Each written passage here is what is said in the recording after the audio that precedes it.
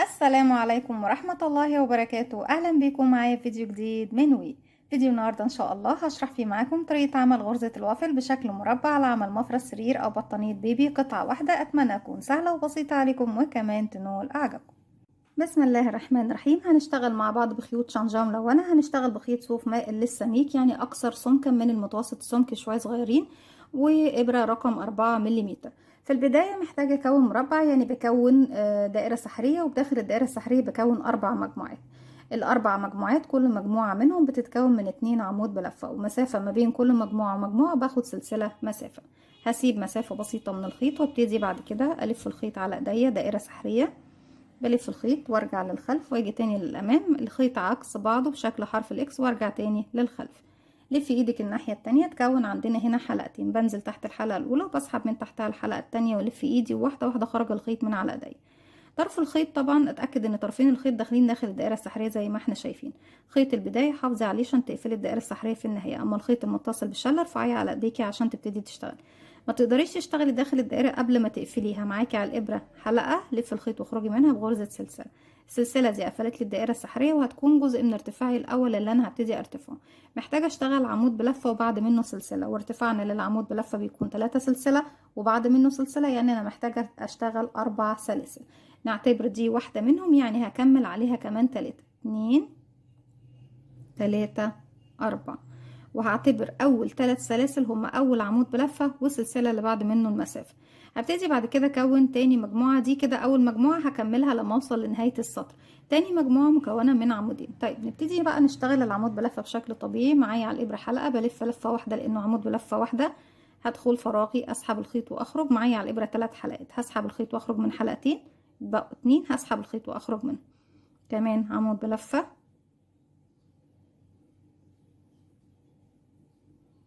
كده خلصت المجموعة رقم 2. باخد سلسلة 1 تشين 2 دبلز، كمان 2 عمود بلفة، 1 2 1 تشين سلسلة. مجموعة رقم 3 2 دبلز 2 عمود بلفة، 1 2 سلسلة 1 تشي. بقى كده عندي 1 2 3 مجموعات، والمجموعة الأولى أنا اشتغلت منها عمود، بمعنى إنك هتشتغلي كمان عمود واحد بس 1 دبل كروشيه، لان هو المكمل للمجموعة بتاعتي الاولى. بعد كده خيط البداية ابتدي اشده اسحبه، اقفل منتصف او سنتر الدائرة السحرية بتاعتي. هنقفل بقى المربع زي ما احنا شايفين، نضم الشغل على بعضه. بروح لتالت سلسلة ارتفاع 1 2 3 واقفل فوقيها بغرزة منزلقة. وطبعا المجموعة الأخيرة هنا اشتغلنا عمود في الآخر وعمود، كانوا 3 سلاسل، يبقى المجموعة عندي ايه اكتملت زي ما احنا شايفين 1 2 3 4. طيب كل سطر أنا مرة بشتغل على وش الشغل ومرة بشتغل على ظهر الشغل.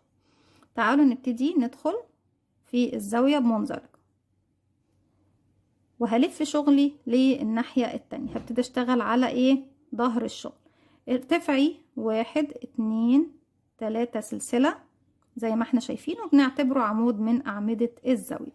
داخل الأعمدة دي اللي بتقابلني أنا عندي كده عمودين تحت عاديين، هشتغلهم أعمدة أمامية في السطر اللي احنا فيه دوت اللي هو على ظهر الشغل. فرونت بوست دبل كروشيه، يبقى 2 فرونت بوست دبل كروشيه. بلف الخيط على الإبرة. هنا مش بشتغل تحت حرف الفي، لا، باجي العمود نفسه اهو، بدخل في الفراغ اللي قبله، برفع العمود على الإبرة، بخرج من الفراغ اللي بعده.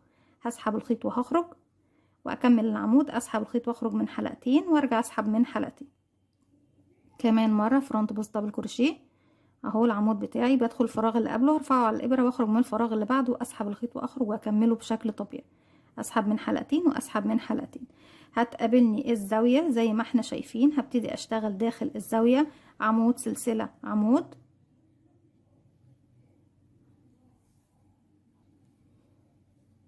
وان دبل كروشيه، وان تشين، وان دبل كروشيه، عمود سلسله عمود. نرجع تاني، هيقابلني العمودين هبتدي اشتغل عليهم 2 فرونت بوست دبل كروشيه، يعني 2 عمود امامي على العمودين اللي عندي تحت. ده 1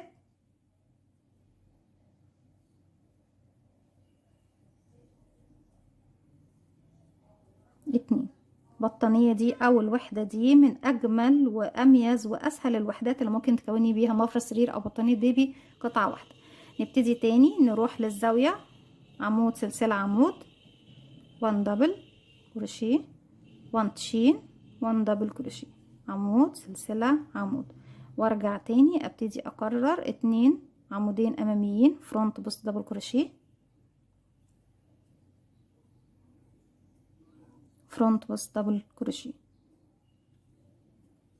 الزاوية عمود سلسلة عمود، 1 دبل كروشيه، 1 تشين، 1 دبل كروشيه، 2 فرونت بوست دبل كروشيه، 2 عمود بلفة امامي على العمودين اللي تحت، كمان عمود امامي. طيب هنا في الزاوية انا ابتديت ب3 سلاسل، بمعنى ان انا اشتغلت عمود، تمام، يعني فاضل لي عمود وسلسلة بس. 1 دبل كروشيه، عمود بلفة واحد، 1 تشين السلسلة بتاعتي، وبكده بكون خلصت السطر بتاعي. هروح بقى هنا للعمود الاول واروح لثالث سلسلة ارتفاع فيه،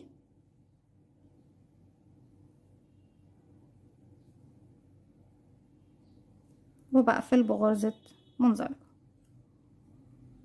هلف شغلي الناحية التانية، وهبتدي انا محتاجة ان انا اشتغل في السلسلة اللي هي طبعا سلسلة الزاوية، بلف شغل الناحية التانية وبمشي بمنزلقة لغاية السلسلة زي ما احنا شايفين بالشكل ده. كده السطر التاني بتاعي ابتدى خلاص شكل الوافل يتكون معايا. السطر اللي في الوش الشغل هنا هبتدي اشتغل 4 سلسلة، 1 2 3 4. بردك بكرر ال4 سلسلة دول، اولهم اول 3 سلاسل عمود وسلسلة مسافة اللي هي ايه بنروح بنشتغلها ما بين كل عمودين وعمودين، وهروح داخل الزاوية هي هبتدي اشتغل عمودين. يبقى فاضل لي في الزاوية دي السطر ده هبتدي اشتغل في الزوايا مش عمود سلسلة عمود، لا، السطر اللي على وش الشغل بيكون عمودين سلسلتين عمودين، على ظهر الشغل بيكون عمود سلسلة عمود. تمام يا بنات، نحفظ القاعدة عشان ايه تكون سهلة معانا ايه الشغل بتاعنا. ابتدي اشتغل 2 دبلز، 2 عمود بلفة داخل الزاوية، وهيبقى لي عمود في النهاية هشتغله جنب العمود ده، يبقى كده 1 2. طيب العمود اللي احنا كنا بنشتغله عادي تحت هحوله لعمود امامي، 1 فرونت بوست دبل كروشيه، يكون عندي عمود امامي، 2 دبلز يعني 2 عمود عادي. العمود الامامي بيكون وش الشغل، العمود العادي تحت حرف الفي يعني تحت الضلعين الغرزة بشكل طبيعي. 1 عمود، 1 عمود عادي، 1 عمود امامي فرونت بوست دبل كروشيه. طيب هنا هيقابلني بقى الزاوية مكان السلسلة، تاني برجع اكرر في الزوايا في السطر اللي على وش الشغل بس اشتغل عمودين سلسلة عمودين، 2 دبلز، 1 2 عمود سلسلة، 1 تشين، 2 دبلز، 2 عمود بلفة كمان في نفس الفراغ، 1 2. هيقابلني الأعمدة، العمود الأول ده عندي تحت كان عادي هحوله فوق أمامي، هشتغل عليه عمود أمامي فرونت بوست دبل كروشيه. العمودين الأماميين تحت هشتغلهم فوق أعمدة عادية، يعني بعكس الشغل يا بنات. تمام، شغلتي هي انك بتعكسي الشغل، مرة بتشتغلي على وش الشغل ومرة بتشتغلي على خلف الشغل، وفي كل وجه بتشتغلي عليه بتحولي الشغل بتاعك. يعني انا لو لقيت عندي عمود من تحت كنت شغلاه عمود عادي هحوله في السطر اللي بعده لعمود امامي، ولو انا لقيته عمود امامي هحوله لعمود عادي. تمام، دي القاعدة الاساسية عندي في المربع بتاعنا النهاردة. طيب ايه تاني قاعدة وهي الاهم طبعا؟ انك في السطر بتشتغلي على وش الشغل في الزوايا عمودين سلسلة عمودين، وعلى ظهر الشغل في الزوايا بشتغل عمود سلسلة عمود. نرجع تاني كده، عمود عادي، بعد كده عمود امامي فرونت بوست دبل كروشيه. هتقابلني بقى الزاوية بردك بكرر عمودين سلسلة عمودين، 2 دبلز، 1 تشين، 2 دبلز، 1 2. تاني بروح للمجموعة اللي بعدها عمود امامي فرونت بوست دبل كروشيه. وليه اشتغلته امامي؟ لانه كان تحت عندي عمود عادي، بعكس الشغل.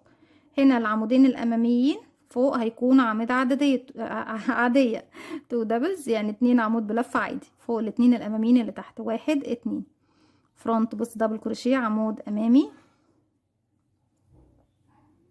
وبعد كده هتقابلني الزاوية بشتغل فيها عمود عمودين سلسلة عمودين، 1 2 عمود سلسلة 2 عمود. نكمل المجموعة اللي جاية، عمود امامي فرونت بوست دبل كروشيه، 2 دبلز يعني الاعمدة الامامية تحت هنحولها العادية فوق، بشتغل تحت حرف الفي، عمود بلف عادي، عمود بلف عادي، فرونت بوست دبل كروشيه. طبعا ده كان عمود عادي اللي هو كان عمود الزاوية، بشتغله عمود امامي من امام الشغل زي ما احنا شايفين. طيب الزاوية احنا كنا بنشتغل فيها ايه يا بنات؟ عمودين سلسلة عمودين. ما ننساش ان احنا في بداية الشغل في الزاوية دي اشتغلت ايه؟ اشتغلت 4 سلسلة وبعد كده عمودين، بمعنى ان انا اشتغلت العمودين الاخرانيين خلاص والسلسلة، واشتغلت العمود ده، يعني فاضل لي عمود بلفة 1 دبل كروشيه، وهبتدي اروح اقفل في 3 سلسلة ارتفاع ونمشي بمنزلقة لغاية السلسلة 1 سليب ستيتش زي ما احنا شايفين كده. خلاص بصوا، في كل مرحلة بتبتدي تكوني فيها سطر رايح سطر جاي هيبتدي شكل الوافل معانا يبان. نبتدي نرتفع في السطر دوت 1 2 3 سلسلة والف شغلي الناحية التانية زي ما احنا شايفين. طيب هنا بقى ببتدي زي ما قلنا مع بعض، خلاص المسألة كده وضحت معانا. في كل سطر انا بعكس الاماكن، ومرة بشتغل 4 سلسلة واشتغل الزاوية زي ما شفنا السطر اللي فات. يعني بصوا المربع كله بيكون تكرار للسطرين اللي فاتوا، السطر اللي هو تعتبر رقم 2 ورقم 3 هو دوت شغلك في المربع كله لغاية ما تخلصي البطانية بتاعتك كلها. طيب هنا دلوقتي دول كان عمودين عاديين، بالتالي فانا بحولهم لأعمدة أمامية، يعني هروح اشتغل 2 فرونت بوست دبل كروشيه على العمودين اللي تحت العاديين كده، 1 فرونت بوست دبل كروشيه، كمان عمود امامي فرونت بوست دبل كروشيه. طيب العمود اللي تحت عندي ده اهو كان عمود امامي، هنا بقى هيكون عمود عادي 1 دبل كروشيه. تمام يا بنات، ونبتدي نشتغل بنفس القاعدة. هنا كانوا أعمدة عادية، بالتالي هنا هيكونوا أعمدة أمامية فرونت بوست دبل كروشيه، يعني 2 فرونت بوست دبل كروشيه على العمودين دول، 1 2 عمود عادي على العمود الأمامي اللي تحت، هنا كان فرونت بوست دبل كروشيه، هنا هيكون دبل كروشيه من الخلف. هنا عمودين الزاوية هيكونوا فرونت بوست دبل كروشيه، عمودين أماميين كده، 1 أمامي. طيب احنا هنا بقى هرجع اكرر معلومتي تاني واكد عليها. على ظهر الشغل بشتغل عمود سلسلة عمود، على وش الشغل بشتغل في الزوايا عمودين سلسلة عمودين. ما ننساش القاعدة دي يا بنات، هتفرق معانا كتير وممكن تبوظ الشغل لو ما حفظتهاش. عمود 1 دبل كروشيه، سلسلة 1 تشين، عمود 1 دبل كروشيه، عمود 1 بس. طب نرجع تاني نكرر، عمودين امامي عمود عادي، عمودين امامي عمود عادي، عمودين امامي، وبرضك هنلاقي الزاوية نشتغل فيها عمود سلسلة عمود، 2 فرونت بوست دبل كروشيه. وخلاص هي المسألة خلاص بقت يعني بصوا موضحة على نفسها. تحت هم عمودين عاديين، هنا بيكونوا اماميين باينين شكلهم باين. اما العمود اللي عندي تحت كان امامي هيكون عمود عادي فوق. ليه؟ لان هو مش بارز قدامي. بصوا انا بحول ليه، لان الشكل الامامي اللي بشتغل عليه امامي بيكون جاي بارز قدامي، اما الشكل اللي جاي للخلف معايا مش باين اهو مختفي، ده اللي بيكون عمود عادي معايا. 1 دبل كروشيه، 2 فرونت بوست دبل كروشيه، عمودين اماميين على العمودين العاديين تحت، 1 2 عمود عادي، عمودين اماميين،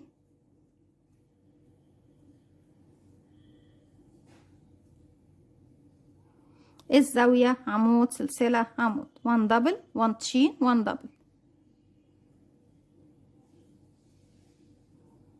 وارجع اكرر زي ما احنا طبعا مشينا في المجموعتين اللي فاتوا، ان ببتدي اشتغل 2 امامي 1 عادي، 2 امامي 1 عادي، 2 امامي، وهنا هتلاقي الزاوية تشتغل فيها عمود سلسلة عمود، وارجع 2 امامي عمود عادي، 2 امامي عمود عادي، 2 امامي، وهنا عمود عادي وسلسلة، وبعد كده نرجع تاني مع بعض نقفل بغرزة منزلقة في نهاية السطر.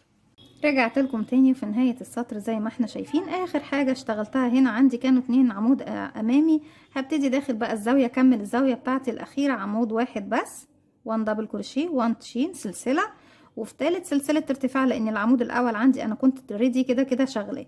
هبتدي اروح لتالت سلسلة ارتفاع وبقفل بغرزة منزلقة بالشكل ده. نلف شغلنا الناحية التانية بالشكل ده زي ما احنا شايفين. وكالمعتاد انا لازم ابتدي شغلي منين يا بنات؟ لازم ابتدي شغلي من الزاوية، فبالتالي بدخل في الزاوية اسحب بغرزة منزلق علشان ابتدي شغلي من عند الزاوية. لانك لو ابتديتي من اي مكان تاني ممكن تتلخبطي، وانا مش عايزاكم تتلخبطوا، دايما شغلنا هيكون من الزاوية. تاني بنرجع نكرر، نرتفع كام سلسلة؟ 1 2 3 4، وهعتبرهم عمود وسلسلة، وهكمل كمان في المكان ده عمودين، فهيبقى فاضل لي في المجموعة اللي في الزاوية دي عمود بلفة واحد بس في نهاية السطر. يبقى كده 1 2. طيب العمود دوت كان عندي عمود ايه في النهاية في تحت هنا اهو؟ كان عمود عادي، اذا هنا بحوله لعمود امامي، 1 فرونت بوست دبل كروشيه. زي ما قلنا تبديل اماكن وحفظ، طبعا انك في بداية السطر بتشتغلي في الزوايا بقى عمود ولا عمودين. بتشوفي الوش بنشتغل عمودين سلسلة عمودين، في الظهر بشتغل عمود سلسلة عمود، تمام، مع تغيير شكل الشغل. يعني الامامي بشتغله عادي والعادي بشتغله امامي. هنبتدي تحت، دول كانوا اماميين طبعا عندي، هنحولهم لاعمده عاديه. هنا ليه بحولهم لعادي يا بنات؟ علشان هما دلوقتي جايين راجعين للخلف مش بارزين للامام. الامامي اهو واضح بارز قدام عينيا، فبالتالي بشتغله امامي. اما اللي هو بيكون عندي دول كانوا اماميين هنا، دول بارزين من هنا لكن مش بارزين من هنا، فبالتالي في الوش ده بشتغلهم عادي. ده 1 2 2 دبلز، يعني 2 عمود على 2 عمود من تحت. 1 فرونت بوست دبل كروشيه، عمود امامي على العمود اللي جاي. 2 دبلز يعني عمودين عاديين على العمودين الاماميين اللي تحت. 1 2. وهفضل طول الفيديو اكرر كلام ان انا بحب اغير شكل الشغل، الامامي عادي والعادي امامي. 1 عمود امامي على العمود اللي جاي، 1 فرونت بوست دبل كروشيه، 2 دبلز يعني 2 عمود على العمودين الاماميين اللي تحت، بس هنا بنشتغلهم عاديين تحت حرف الفي مش من الامام. هيقابلني دلوقتي الزاوية، عمود الزاوية بشتغل عليه العمود اللي طبعا العمود ده بيكون مع المجموعة دي والعمود ده بيكون مع المجموعة دي، فبالتالي بشتغل هنا عمود امامي، 1 فرونت بوست دبل كروشيه. هتقابلني السلسلة بتاعت الزاوية بيكون فيها 2 دبلز، 1 تشين، 2 دبلز يعني عمودين سلسلة عمودين. ليه؟ لان انا في وش الشغل. 1 عمود، 2 عمود سلسلة كمان مرة في نفس المكان، 1 2. بكرر هنا هبص الاقي طبعا الشغل موضح روحه. امامي 1 امامي 2 عادي، 1 امامي 2 عادي، 1 امامي 2 عادي. هنا الزاوية 1 امامي وارجع الزاوية 2 عمود سلسلة، 2 عمود بلف امامي، وهو بارز قدامنا هو واضح جدا مش محتاج اي توضيح اكتر. 2 عادي كده عمود عادي،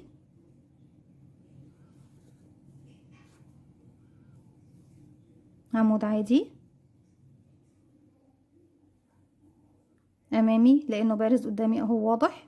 وتحت طبعا تحت كان عادي لكن هنا هو عندي امامي. 2 عادي، 2 دبلز،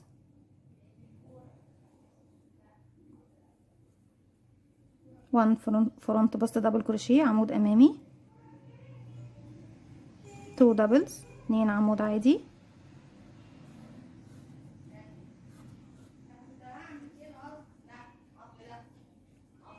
وكده بنكون وصلنا فعلا للزاوية.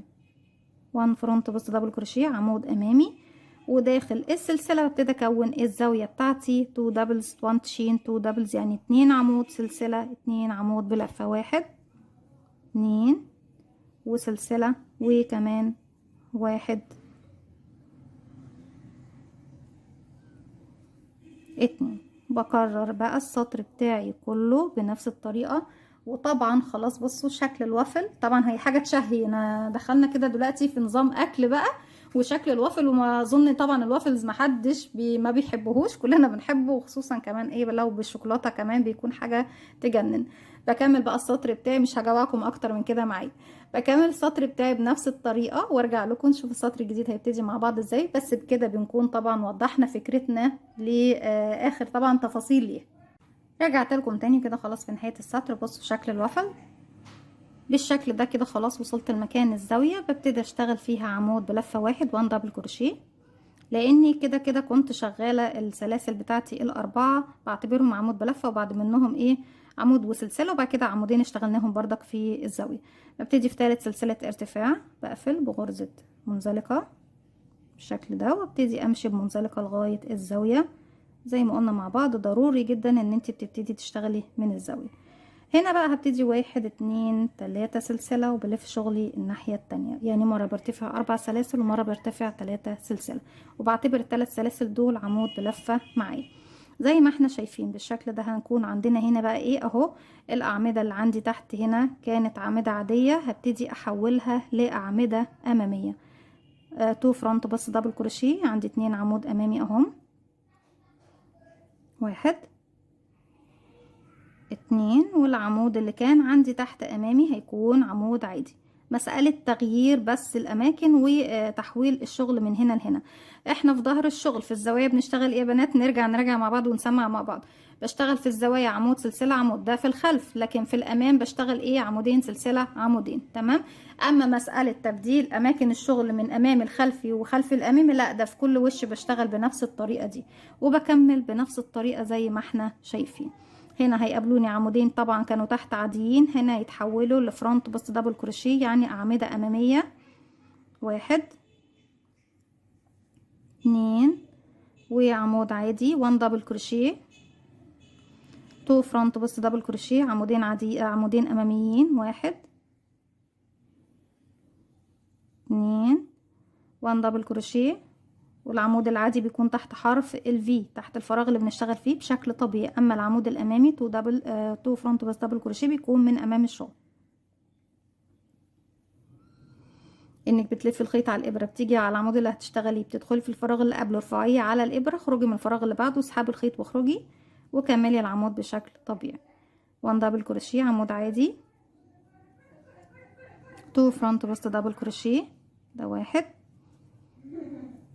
2، وتقابلني الزاويه زي ما قلنا مع بعض في خلف الشغل. بشتغل عمود 1 دبل 1 تشين 1 دبل، عمود سلسله عمود بالشكل ده زي ما احنا شايفين. وبكمل بقى ايه السطر بتاعي بنفس الطريقة. بصوا كل طبعا سطرين بنشتغلهم بيبين لي شكل المربعات وقد ايه جميلة. بطانية من البطانيات اللي بتكون سميكة، بتدفي جدا، تقيلة جدا جدا للغاية زي ما احنا شايفين، وخصوصا لو اشتغلتيها بخيط زي ما انتوا شايفين كمان مائل للسميك او خيط سميك. كمان بتكون حلوة قوي بالخيوط الرفيعة او متوسطة السمك، لان هي عامة الغرزة بشكلها الطبيعي زي ما احنا شايفين بتدينا شكل 3D بارز وتقيل جدا.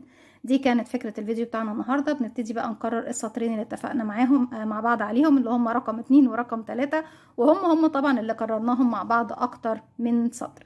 اتمنى فيديو النهاردة يكون سهل وبسيط عليكم، ولو عندكم اي استفسارات عن المربع بتاعنا النهاردة اكتبولي، وان شاء الله زي ما اتفقنا مع بعض ان حيانا ربنا هشرح معاكم كمان طريقة الشكل المستطيل لغرزة الوافل.